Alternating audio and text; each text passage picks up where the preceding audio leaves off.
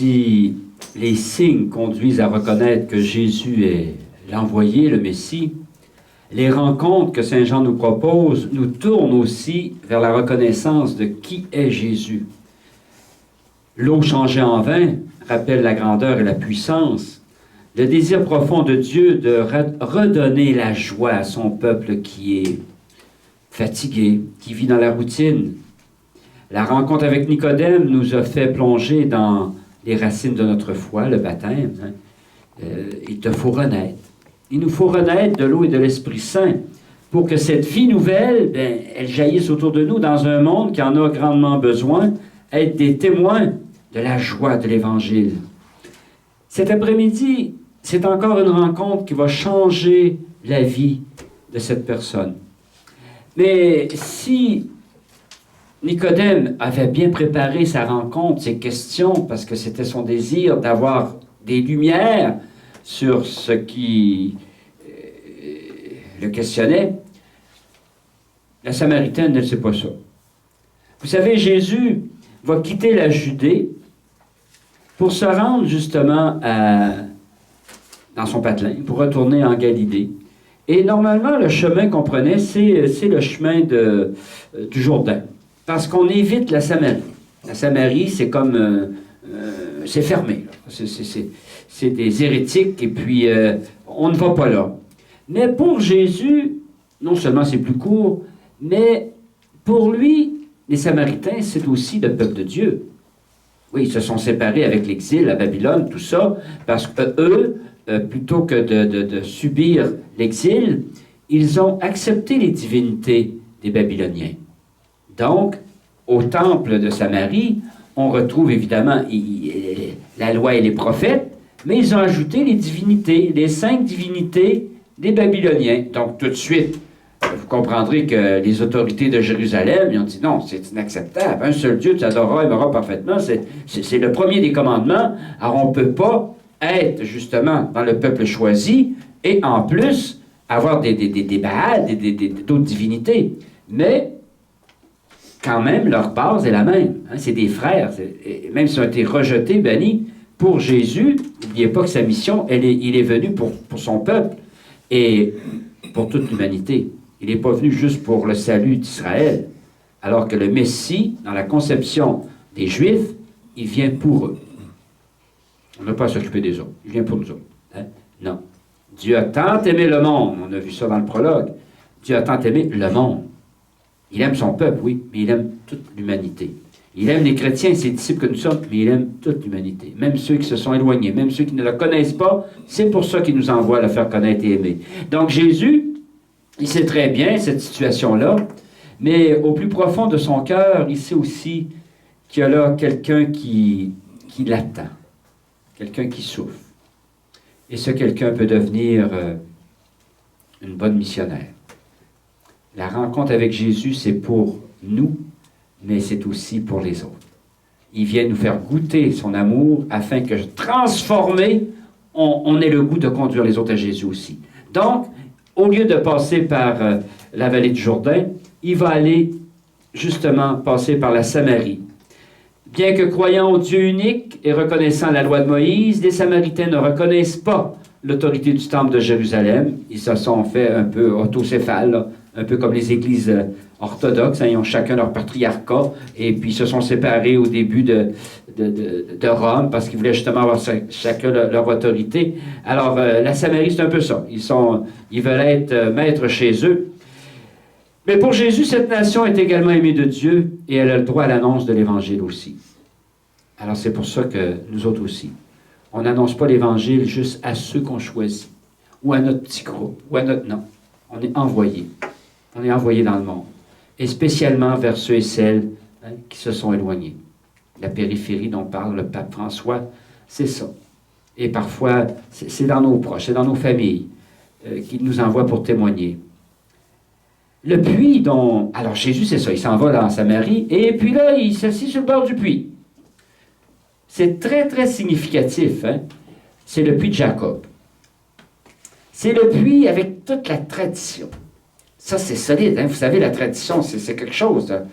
C'est Abraham, Isaac, Jacob. Alors, la Samaritaine, quand elle passe aux côtés de ce puits-là lui rappelle toute une histoire, tout le monde. Jésus est assis sur la margelle, il est assis sur le puits. Ça veut dire là, que Jésus est plus fort que tout ça, lui. Il est assis dessus. C'est lui le vrai Dieu, c'est lui le Dieu unique. Bon, évidemment, quand on lit ça, on ne pense pas à tout ça, mais c'est bon d'expliquer un petit peu pour voir la grandeur et la richesse de ce texte-là. N'oubliez pas que ça n'a pas été écrit pour rappeler un événement. C'est vraiment un message. L'évangéliste, il part d'un événement, mais il va profiter de cet événement-là pour conduire plus loin. Il part d'une réalité humaine, mais pour nous conduire toujours dans une réalité spirituelle. La rencontre avec la Samaritaine, ça peut être juste une rencontre avec quelqu'un qui veut aller chercher de l'eau au puits. Mais c'est beaucoup plus que ça. Il va donc utiliser cette rencontre pour nous conduire, nous autres aussi, à une eau vive. Bon.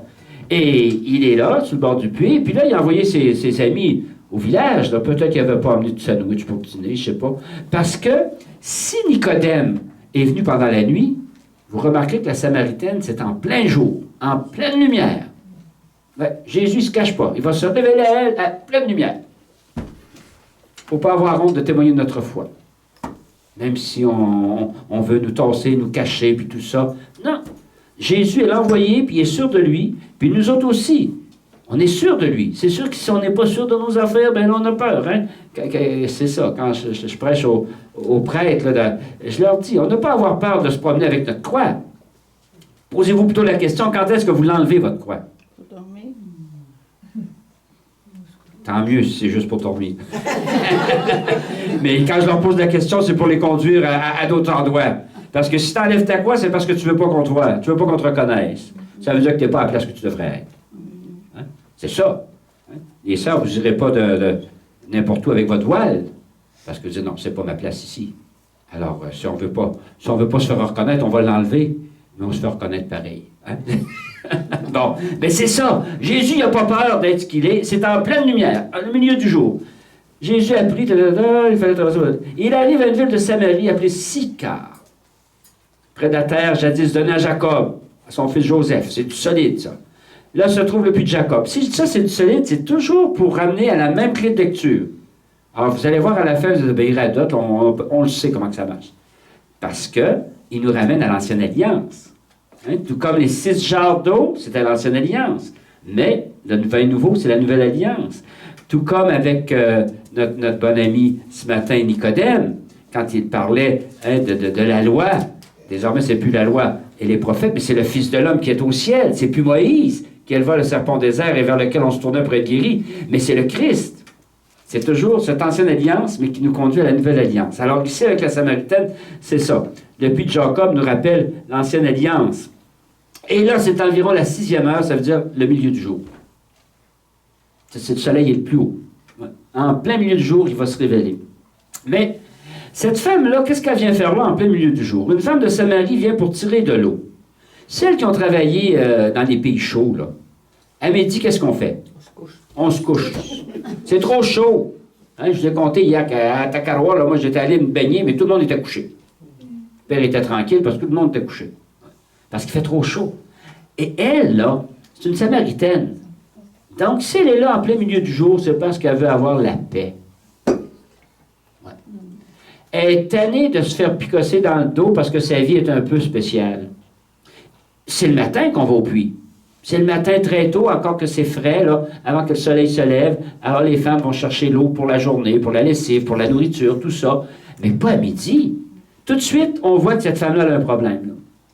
Là. Un problème aussi communautaire. Elle n'est pas bien avec les autres. Puis quand on n'est pas bien avec les autres, on se retire à l'écart. On trouve que la récréation est longue. Ouais. Ah, ben on s'organise pour aller lire le journal avant tout le monde, puis pour avoir la paix. Je veux avoir la paix. Hein? Et c'est bien humain, ça. Hein, surtout quand on vit en communauté, là, on a eu tous ces petits bouts-là un petit peu. Il y en a que ça dure plus longtemps que d'autres, là. Mais on est fait pour vivre ensemble. Alors, quand il y en a une qui est isolée, il ne faut pas la laisser toute seule. Je dis, ben père, on ne peut pas s'imposer. Elle a 90 ans. Ben oui, c'est ça, on ne peut pas s'imposer. Mais porte-le moi dans ta prière. Ouais. Parce que c'est une souffrance. On est fait pour vivre avec les autres, pour être accueillis avec nos fragilités, avec nos peines, tout ça. Mais c'est dans un partage, et c'est là la beauté de notre vie, mes sœurs. Hein? On est en communauté pour s'entraider, ouais, pas pour s'écraser. Ouais. La communauté, lieu du pardon et de la fête. Jean Vanier. On va célébrer tout à l'heure le pardon. On le célèbre en communauté parce que c'est là que c'est dur. Hein? C'est là qu'on a besoin de se pardonner. Mais la Samaritaine, elle n'en peut plus, elle. J'en peux plus, fait que je vais demander un 2 mois, puis je me prends un loyer à quelque part, mais là, j'étouffe, mon père. Ben oui. Mais si après 2 mois, tu continues 2 ans, ben là, il faut regarder ça de plus près. Vous savez, hein, je ne parle pas dans le vide, là. Mais la Samaritaine est rendue là. Elle n'en peut plus, elle étouffe. Parce que les autres ne l'accueillent pas dans ce qu'elle vit. Les autres veulent la rendre comme eux autres, puis non, il n'y en a pas deux pareils ici. Si on était capable d'accueillir l'autre dans tout ce qu'elle est, au lieu de la vouloir comme nous autres, mon Dieu, qu'il y aurait des problèmes qui se régleraient. Ouais. Mais la Samaritaine, c'est ça. Fait que, vous voyez, elle arrive là. Puis Jésus est assis sur le bord du puits. Ça se peut pas qu'elle ne le voie pas. Il est tout seul là. Puis elle aussi. Mais elle fait comme ça, elle ne le voit pas. Elle a sa petite cruche. C'est tout ce qu'il y a là, sa petite cruche. Ça y tient. Ta petite cruche d'eau. Ça, personne ne va y enlever. Ça, la petite cruche, ça, c'est ton caractère, c'est tout ce que... Ça, ils m'enlèveront pas ça. Ouais. Et puis, tu passes aux côtés des autres, puis en beau de voir, tu les vois pas. Tu veux pas les voir. Mais c'est ça. Elle est profondément blessée, cette femme-là. Faut pas avoir peur de nos blessures. Au contraire, il faut être capable de les regarder si on veut guérir. Sinon, on se fait des illusions. Tu auras beau faire 3 ans à l'Institut d'intégration, puis tout ça à Montréal, tu auras beau aller... Toutes tes enveloppes, c'est bon, ça. C'est bon. Des fois, il y en a qui disent « Oh, père, je m'en vais là 6 mois à Toronto, à telle place. Bravo, mon père, bravo! Tu vas faire le point, là, puis ça va te relancer. » Il ne faut pas avoir peur de ces fragilités qui nous arrivent. C'est souvent un tremplin. Vous le savez, hein? Des fois, on a pris un temps d'arrêt, on est allé pas loin d'ici, il y a un centre, là, 4 saisons. Moi, je dis toujours 5 saisons. 4 saisons, ben, c'est extraordinaire, toutes les personnes qui vont là. Au début, c'était peut-être un centre plus pour corriger des affaires. Mais aujourd'hui, c'est vraiment un centre de croissance humaine, puis religieuse, puis spirituelle. Alors, quand une sœur vous dit « Je vais là », dites pas « Ah, ouais, tu vas là ». Ah ben, je savais pas que tu avais des problèmes. Ben non, justement. Et être capable de... Alors Jésus, quand il est capable de voir une personne blessée sans se scandaliser. Ça aussi, dans nos communautés, là, c'est donc important d'accueillir notre sœur. Qu'est-ce que tu veux? Elle a manqué son coup. Qu'est-ce que tu veux? On s'en doutait un peu en l'envoyant là, elle a du caractère, puis tout ça, puis ça ne marchera pas avec l'autre, là, bon, tu vois, ça va faire des flamèches, puis tout ça. On le sait, mais elle veut tellement y aller! OK, ben vas-y! Et après 6 mois, elle revient, puis oui, ça, là, c'est notre humanité, et il faut partir avec notre humanité si on veut arriver à la sainteté. Faut pas se mettre la tête dans le sable. Mais on a besoin des autres. Quand elle arrive, elle n'est pas toute vous cachée dans votre chambre et dit « Mon Dieu, elle arrive! Oh. » Non. Elle prend quelqu'un. Oui, puis c'est là qu'on... Ça demande des dépassements, des fois. Parce qu'on a été blessé. Il faut voir plus loin, toujours plus loin. Puis elle s'attend bien. Même qu'elle dit à la sœur qui va la chercher, là... Arrête-moi donc en arrière. On va passer par en arrière. Elle veut rentrer par en arrière. Ah oui, ben oui, parce que je veux pas. Non. La sœur qui va la chercher, elle dit wow, ma belle. Là, j'allais dire un nom, faut pas que je dise de nom. Hein. Supposons Pauline. Y a-t-il une Pauline ici? Oui, si. Il n'y en a pas? Oui. En a une? Bon, en tout cas, je parle pas d'elle, là. Hey, écoute, ma belle Pauline, là, on va débarquer valise en arrière tantôt. Mais là, d'abord, on rentre par en avant. Parce que là, tu reviens pour être contente de toi. Ah oui? Oui, mais Pauline. Ben, la dernière lettre que j'ai eue, c'est pas ça que ça disait. Oh, ben, tu sais, les lettres, des fois, on écrit bien des affaires, là, puis tout ça. Mais, et puis là, tu rentres par rentres, hein? Puis là, les sœurs sont là, avec leur beau sourire. Même celle qui a dit des affaires, elle est là, pareil. Tu dirais bien hypocrite. Non, elle est humaine. Ben oui, puis elle a dit des affaires qui a blessé, mais qu'est-ce que tu veux? Elle regrette, elle a le droit, hein? On a le droit à l'erreur. Si on était capable d'accepter ça en communauté, se donner le droit à l'erreur. Ouais, ça c'est un signe de maturité. Hein? Reconnaître que oui, c'est vrai que j'ai parlé trop. C'est vrai que mais je te demande pardon. Puis là, les sœurs l'accueillent, puis l'autre, elle pourrait avoir les dents serrées, hein? Ouais. Elle va être assez heureuse là, de savoir qu'on l'accueille au-delà de ce qu'elle a pu vivre. Ben, c'est ça, la Samaritaine. Elle, la Samaritaine, là, elle veut rien savoir des autres parce qu'elle pense que les autres ne veulent rien savoir d'elle. C'est ça. Elle est profondément blessée. Fait que là, Jésus, lui, il est venu pour les blesser. Fait que si vous êtes blessé, c'est pour toi qu'il est venu, justement. Profitez-en. Il la regarde. Jésus, c'est un psychologue extraordinaire. Il dit, donne-moi à boire. Quoi? Tu me demandes à boire à moi? Avec tout ça veut dire, à moi, une femme, en même temps, une rejetée de tout le monde, une moins que rien. Toi, un étranger, tu me demandes à boire. Elle est tout étonnée, là. Ouais. Et Jésus sait comment s'y prendre. Parce que là, il part de sa pauvreté à lui. Il sait qu'elle souffre, cette femme-là. Mais tu ne peux pas rentrer comme ça dans le cœur de l'autre, là. Mais lui aussi, il souffre. Vous êtes-vous déjà posé la question de quelle eau Jésus avait soif? Parce que ce n'est pas une pièce de théâtre, là. Non, il est sur le bord d'un puits, puis il a soif. Il n'a pas soif de l'eau qui est là. Son cœur est... Lui aussi, son cœur est blessé. Il y a un autre moment qui va dire la même chose. J'ai soif. Sur la croix. Ouais, on va le voir vendredi, sur la croix. La soif de Dieu, c'est une soif de paix dans le monde, c'est une soif d'amour véritable, c'est une soif de joie, c'est ça la soif. Et là, alors lui, il dit, j'ai soif, donne-moi à boire. Tu me demandes ça à moi? Je suis bien la dernière à qui on pourrait demander ça. Parce que si tu savais comment... Tu sais, là, oui, dans sa tête à elle, il se passe beaucoup de choses. Si tu savais le don de Dieu, et qui est celui qui te demande à boire? C'est toi qui lui aurais demandé. Il t'aurait donné une eau vive, une eau pour que tu n'aies plus jamais soif. Voyez-vous, le premier niveau, là, c'est de l'eau ordinaire. Elle vient pour puiser de l'eau, avec sa petite chaudière, puis tout ça. Mais lui, il veut l'amener plus loin. Puis pour l'amener plus loin, il faut qu'il guérisse quelque chose. Nous autres aussi. Il faut guérir dans notre cœur ce qui n'est pas la paix. Il faut guérir, là, cette rancœur qu'on a, cette rancune. Si on n'a pas, cherchez-en pas, là. Parce qu'on est assez mal quand on en a. Ouais. Mais c'est ça, la Samaritaine. Alors, là, elle comprend que ce gars-là qu'elle ne connaît pas, il y a des paroles spéciales. Puis sa présence, là, ça la rassure. Elle n'a pas peur. Ouais. Quand on va vers quelqu'un, il faut y aller avec la paix. Il ne faut pas avoir peur. Et là, elle lui dit bien, oui. Jésus lui répond alors, Seigneur, tu n'as rien pour puiser, et le puits est profond, la tradition est profonde. Hein? Tu ne peux pas changer le cœur de quelqu'un comme ça parce que toi tu veux... Non. On n'ouvre pas son cœur à n'importe qui comme ça. Hein? Le puits est profond. Où la prendrais-tu donc, l'eau vive dont tu me parles? Regardez, serais-tu plus grand que notre père Jacob qui a construit ce puits? La question pour nous autres donne la réponse. Saint Jean, il met la question parce qu'on a la réponse. Serais-tu plus grand? Et ça veut dire que oui, Jésus est plus grand que notre père Jacob, que ceux qui ont construit le puits. Puis elle va le découvrir. Jésus lui répondit, quiconque boit de cette eau aura soif à nouveau. Mais qui boira de l'eau que je lui donnerai n'aura plus jamais soif. L'eau que je lui donnerai deviendra source d'eau jaillissant en vie éternelle. Elle se questionne elle aussi devant une telle présentation. Elle voit bien que cet homme-là, Jésus, il parle d'une eau, mais ce n'est pas l'eau matérielle, là. C'est une eau intérieure.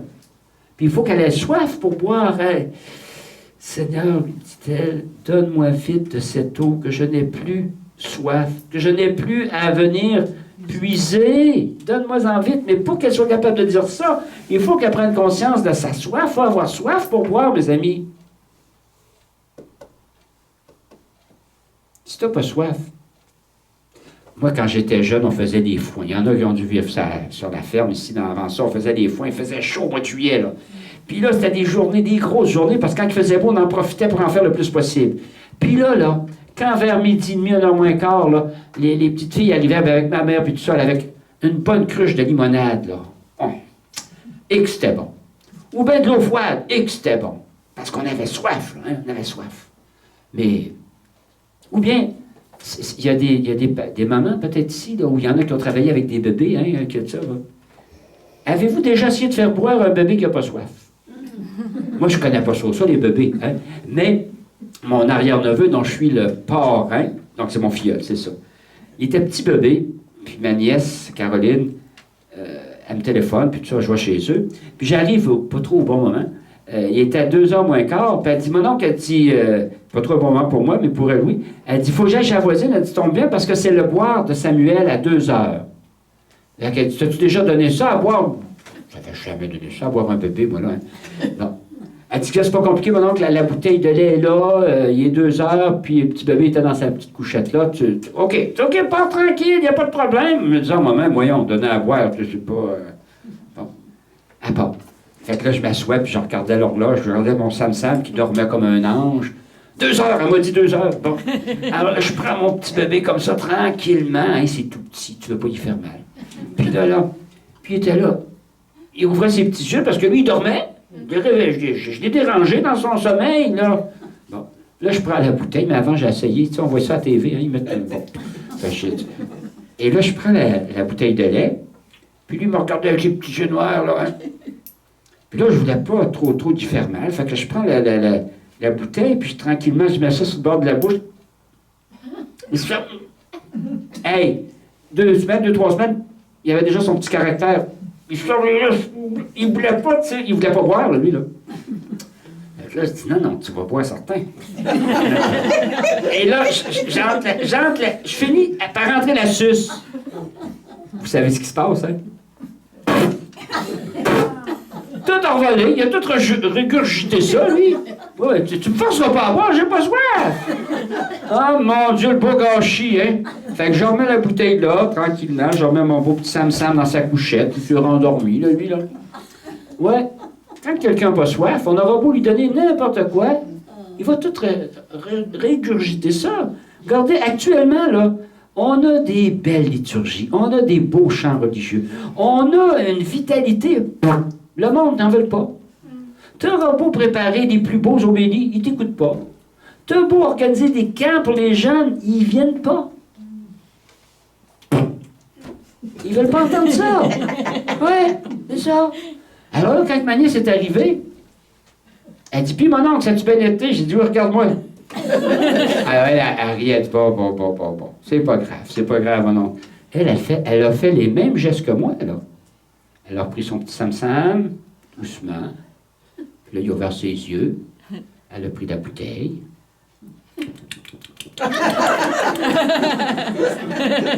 Vous comprenez pourquoi, hein? C'est que c'est sa maman. C'est des bras uniques. La chaleur de la maman qui a reconnu tout de suite. Mon oncle, il ne connaît pas mon oncle, lui.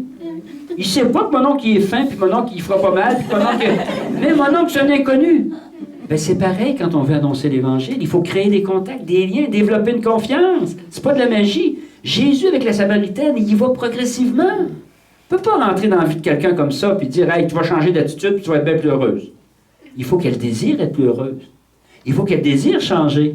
Et quand Jésus lui offre cette eau, c'est ça, c'est qu'elle est malheureuse, mais il faut qu'elle prenne conscience que c'est elle qui va décider de changer. Pas de la magie. Donne-moi vite de cette eau. Quand elle dit « Donne-moi vite de cette eau », c'est qu'elle a pris conscience de sa blessure. Et là, ben, c'est déjà le point de départ. Ça. Prendre conscience qu'on est blessé, puis que c'est pas humiliant. Ça fait partie de notre humanité. Puis chacune ici, vous avez votre blessure, puis il y en a qu'on ne voit pas, puis ça fait aussi mal. Hein? Si j'ai un plâtre dans le bras, ben, vous allez me voir que je... Mais des fois, j'ai un plâtre sur le cœur, puis ça ne se voit pas. Ouais? Et c'est ça, hein? La guérison de la Samaritaine, c'est une guérison intérieure.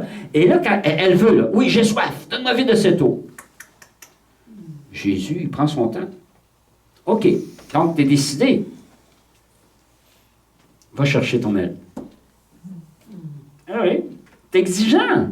Si tu veux revenir à Jésus, tu ne joues pas avec lui, là. Si tu veux marcher dans la lumière puis guérir, bien, ta blessure, tu y présentes, mais es-tu prêt à prendre le traitement que je vais te proposer?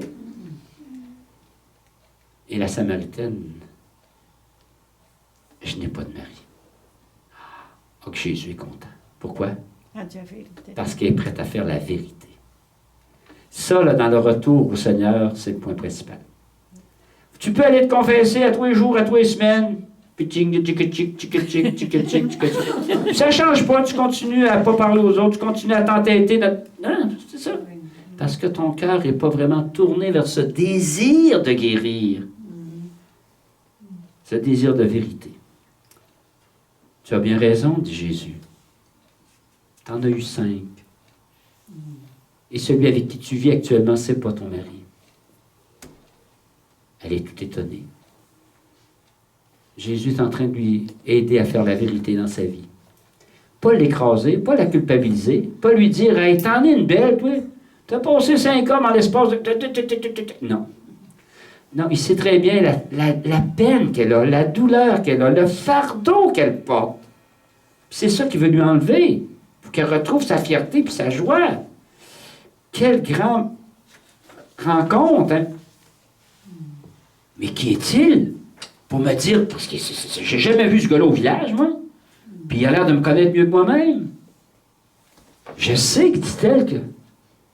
Oui, dans l'Écriture, on nous annonce que quelqu'un va venir qui va dire tout ce que... Et puis là, elle parle, puis elle regarde. Puis ce qu'elle voit, ce qu'elle entend, ça ressemble à ce qu'elle a entendu dans la parole de Dieu. Ben oui, c'est la parole vivante. Le Verbe fait chair, c'est lui. Je sais qu'un Messie doit venir, voyez-vous. Et là, Jésus va dire quelque chose d'extraordinaire. Je le suis, moi qui te parle. On ne retrouve pas ça nulle part dans l'Évangile. À nulle part, Jésus va se révéler aussi directement que ça. Même pas à Pierre, Jacques et Jean, son exécutif. Mais à elle, une moins que rien, aux yeux du village, il va lui dire. Pourquoi? Parce qu'elle est prête à entendre ce message, alors que les autres ne sont pas prêts. Elle est prête. Son cœur était tellement brisé que cette guérison qu'il lui apporte, là, lui fait croire qu'il n'y a personne d'autre que lui qui pouvait me redonner cette paix que j'ai perdue depuis des années. Et là, elle est tellement heureuse, là, dans le fond, parce que sa petite cruche est à sa sécurité. Elle n'a plus besoin de sa sécurité, parce qu'elle retrouve sa dignité. Il lui a donné sa dignité. Il lui a permis d'être ce qu'elle est, et non pas d'avancer toute courbée. Non! Tout de suite, elle part vers le village pour aller dire ça aux autres. Il me semble qu'à sa place, supposons, j'aurais été guéri là, bon, je retrouve une joie de vivre. Je n'irais pas me rétablir là où ils m'ont magané. Hein? Je dirais, bon, regarde, là, maintenant que je suis retrouvé mon équilibre, je vais aller dans un village où je ne suis pas connu, là, puis je vais refaire ma vie. Non. Le disciple de Jésus, il n'a pas peur d'être ce qu'il est, de reconnaître son passé, puis de retourner. Pourquoi? Pour dire Dieu. Parce que ces gens-là, s'ils m'ont blessé, c'est parce qu'ils ne l'ont pas rencontré. Ces gens-là, s'ils m'ont magané comme ça, c'est parce qu'il y avait des blessures aux autres aussi. Alors, elle retourne vers les siens pour les conduire à Jésus. Son but à elle, elle dit, si moi j'ai retrouvé cette joie, il faut que les autres la trouvent. Mais elle a vite appris, parce qu'elle retourne au village, puis là, c'est l'heure de la sieste, n'oubliez pas ça. Et là, elle est toute énervée, elle, là. Hey, je ne sais pas si vous avez déjà rencontré une convertie, mais il fait chaud. Ou un jeune converti, là, ils viennent d'une semaine de Courcillot, puis là, c'est tout beau. Puis, dans notre projet jeunesse, moi, je me suis occupé longtemps de la pastorale vocationnelle. Puis on avait une maison, venez, voyez. Mon Dieu, on avait eu un jeune converti comme ça, là. Ah ben lui, il voulait avoir la messe à tous les jours, on l'avait, mais c'était jamais assez long pour lui. L'adoration, là, il en mettait. J'ai dit, ben écoute, là, tu vas faire une indigestion. Hein? J'ai dit, c'est bien beau, là, tu as retrouvé le bon Dieu, puis ça, c'est correct. Maintenant, il faut que tu retombes les 2 pieds sur terre. Garde ton feu, par exemple. Mais ce feu-là, il faut l'équilibrer, parce que tu vas faire peur à tout le monde. Ah oui, c'est ça. Ben, la Samaritaine, elle est tout feu, tout flamme. Là. Elle vient de passer d'une grande tristesse à une joie. C'est quasiment une euphorie, là. Hein? Vite, levez-vous, je l'ai vu. Je l'ai rencontré, celui qu'on annonce, le Messie, je l'ai rencontré. Non, c'est pas le même qu'elle fait. Parce que si elle avait fait ça, il aurait dit, ferme-toi, tu nous déranges, va-t'en, tu nous... Elle va prendre le même truc que Jésus. Elle va arriver avec sa pauvreté. J'ai rencontré quelqu'un, ne serait-ce pas lui le Messie. Elle va laisser la réponse à eux autres. Moi, vous savez, et puis là, imaginez-vous, c'est des biens, ceux qui connaissent la loi, puis tout ça, puis des hommes en premier vont sortir avec leur orgueil. Hein? Oui, on va te le dire, nous autres, si c'est lui. Tu fais bien de poser la question, parce que toi, là, avec la vie que tu mènes, tu n'es pas digne de lui trop. Dans l'Église, des fois, on a tassé bien du monde qu'on ne trouvait pas digne. Tu ne parles pas assez bien pour faire les lectures. Tu ne chantes pas assez bien pour faire un solo. Tu ne joues pas assez bien. Et beaucoup de personnes ont été blessées pour des situations peut-être plus sérieuses que ça. Mais comment accueillir l'autre telle qu'elle est? Pour lui donner justement sa place? Eh bien là, elle ne serait-ce pas lui le Messie? Moi, je suis trop petite pour dire ça. Mais enfin, elle le sait que c'est lui. Toi, tu le sais que c'est le Christ qui a sauvé le monde. Tu le sais que le seul chemin de bonheur, c'est lui. Mais si tu arrives dans ta famille à Noël ou à Pâques, puis tu commences à faire la morale à tes neveux et nièces, puis tu dis, vous pouvez bien mal filer, gang d'à côté, puis ça peut bien mal aller, puis ils t'écouteront même pas. Mais si tu t'assieds avec eux autres, tu descends dans le sous-sol, là, puis c'est tes arrière-neveux qui sont là. Puis ma tante sœur, oh mon Dieu, on n'est pas habitué de... Hein, bon. Fait que là, tu t'assieds avec eux autres, puis ça va-tu les jeunes? École, puis tout ça. Puis là, tu t'intéresses à eux autres. Comment ça va dans ton baseball, toi, là? Ma tante, tu connais le baseball? Ben oui, ma tante écoute le baseball. Ah oui, puis après de ça, je sais c'est qui a gagné. Puis, là, il est tout surpris de ça. Et parce que tu te fais proche, c'est ça la méthode de Jésus. Tu te fais proche. À un moment donné, tu as reçu un petit coup de téléphone. C'est ta petite nièce qui était là. Ma tante, maman m'a donné ton numéro. Tu peux-tu prier pour moi, ma tante? Prier pourquoi, ma belle? Ben, c'est parce que c'est un petit copain. Puis, je pense qu'on voudrait s'en aller vivre ensemble. Ah, ben ma tante, elle va prier pour toi. Ben, ça tourne dans la tête de ma tante. Hein. Elle voudrait bien demander, allez-vous vous marier? Ça la fatigue! Bon, ben, en tout cas, je trouve ça... Tu l'aimes-tu, ton petit bonhomme? Ah oui, il est fin, il est fin. Ouais, c'est celui-là que j'ai vu quand je suis allé? Oui. C'est vrai qu'il a l'air gentil, puis tout ça. Qu'est-ce qu'il fait, lui? Non, il travaille-tu? Ben non, il est encore aux études. Ah, bon. Voyez-vous, il y a une discussion qui commence, là, parce qu'elle a confiance en toi. La porte est ouverte. C'est pas tout de suite que tu vas l'amener à Jésus. Puis tu le sais, dans ton expérience d'éducatrice, puis tout ça, là, mais il y a une porte qui s'ouvre. Là. Il y a quelque chose qui s'ouvre. La Samaritaine, il y a une porte qui s'est ouverte. Jésus, il ne défonce pas de porte. Il cogne, hein? Il cogne avant d'entrer. Je suis là à la porte de ton cœur et je frappe. Si tu m'ouvres, j'entrerai. Sinon, je vais continuer à frapper. Parce qu'il veut entrer chez nous. La Samaritaine, quand elle vient crier ça, c'est son désir de ramener ces gens-là à Jésus. Alors, ils vont y aller parce qu'ils veulent lui montrer que, oui, on va te le dire, nous autres. Si c'est pas un vrai prophète, on va te le dire. Ah ouais, viens. Puis là, ils arrivent, puis Jésus leur parle. Ils sont émerveillés. Ils sont émerveillés, c'est vraiment lui. Alors là, ils lui disent, reste avec nous autres, là. On va organiser une petite retraite, là. Ouais, c'est la première retraite. Ouais, première retraite qui a été prêchée dans les disciples de Jésus. Puis la publicité a été faite par une moins que rien. Une femme qui a eu 5 maris, puis tout ça. Mais quand Jésus entend, hein, quand Jésus lui dit, regardez bien, il y a de la suite des idées, Saint-Jean. Tu as eu 5 maris, celui que tu as actuellement, ce n'est pas ton mari. Ça fait combien, ça? 6. Ça vous fait-tu penser à quelque chose? Les 6 genres hier? Donc, 6, c'est un manque. Hein? C'est 7 moins 1. Le chiffre parfait, c'est 7. 6, c'est 7 moins 1. Donc, il y a un manque. Qui est l'époux parfait? Jésus. Vous êtes capable de lire Saint-Jean. C'est ça. Oui. Il veut toujours nous conduire à Jésus. Il part d'une réalité pour nous conduire à Jésus. Cette femme était malheureuse. C'est une blessure affective, la Samaritaine.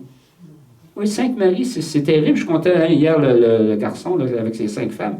Mais c'est ça, c'est une blessure difficile à guérir. Mais rien n'est impossible à Dieu. Si elle la reconnaît, oui, voici que l'époux parfait, l'amour incarné, le Verbe incarné, c'est lui. Et c'est ça, cette joie qu'elle a vécue, elle veut que les autres la vivent aussi. Donc, oui, quand ça finit la retraite, ils vont dire, tu sais, quand on est venu pour t'écouter, là, c'est pas si t'as pas dû fermer la boîte. Parce qu'elle criait fort pas mal, elle était énervée pas mal, elle. Mais maintenant que nous t'avons entendu, nous savons, nous aussi, que c'est toi le Messie. Quelque chose, hein? On est avant la résurrection, là. Voici que c'est les Samaritains, ceux qui ont été rejetés, hein, et qui ont rejeté aussi Jérusalem, c'est eux, dans le peuple choisi, qui sont les premiers à le reconnaître. Bon. Qu'est-ce qui va se passer par après? Là, on ne le sait pas. Mais certainement que ça a dû être une terre fertile pour les premières communautés chrétiennes. Oui. Donne-moi vite de cette eau. Avez-vous soif? C'est la question à se poser. Quelles sont vos soifs? Actuellement, là où je suis, celles qui sont à l'infirmerie qui m'écoutent, là, c'est quoi ta soif?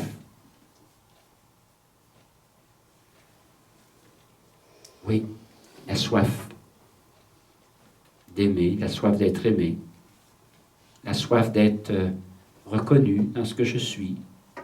La soif, souvent j'entends ça, la soif de retrouver une intimité avec le Seigneur. Oui.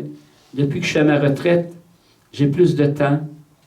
J'ai soif de Dieu, mais je ne sais pas trop comment.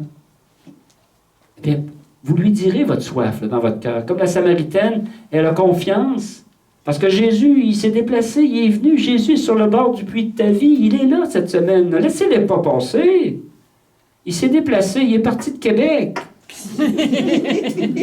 Ouais, il est parti plus loin que ça, même, hein, Jésus. Mais c'est ça, parce qu'il veut tellement vous voir retrouver cette vraie joie. Et on en témoigne. Ne croyez pas que c'est pas vrai, là, non. Mais il faut se le dire, il faut se le renouveler. Et la Samaritaine, elle avait coupé avec sa gang, là, elle s'était isolée, parce que le péché nous coupe de la communauté, nous isole. Mais voyez-vous, à la fin, elle réintègre. Elle retrouve la joie d'être parmi les siens. Ouais. Et c'est ça. Comment le pardon vient nous réintégrer, vient refaire nos forces d'aimer et nous donner le goût d'aller donner de l'eau aux autres. Si j'ai soif, je viens me désaltérer à la source d'eau vive, qui est le Christ.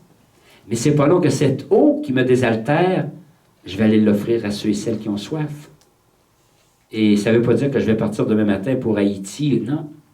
Parce qu'autour de nous, il y a beaucoup de monde qui ont soif. Ça peut être une de vos employées.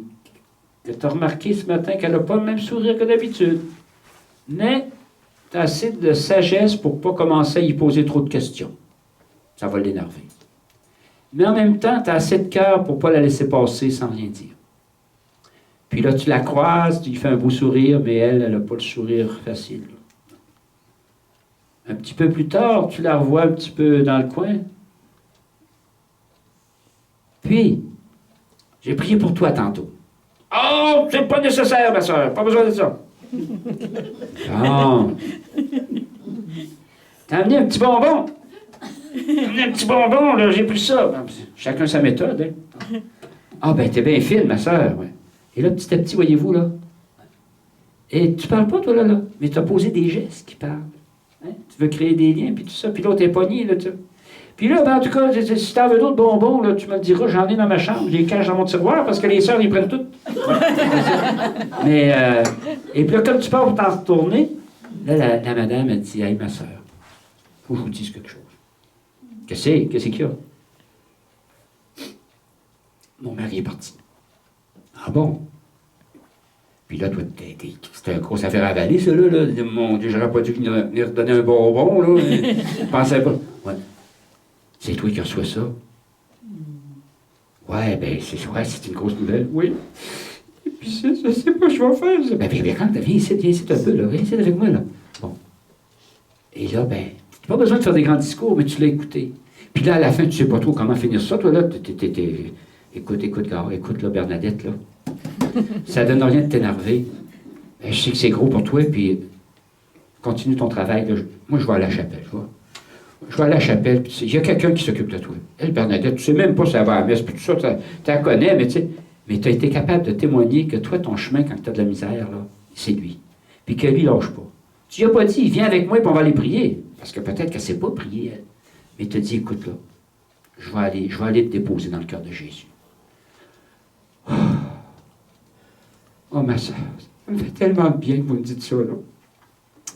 Puis pourtant, tu n'as pas dit grand-chose. Hein. Mais c'est ça. Remarquez dans la guérison de la Samaritaine, puis c'est la guérison de tout le village, là. C'est tout le village qui accueille Jésus.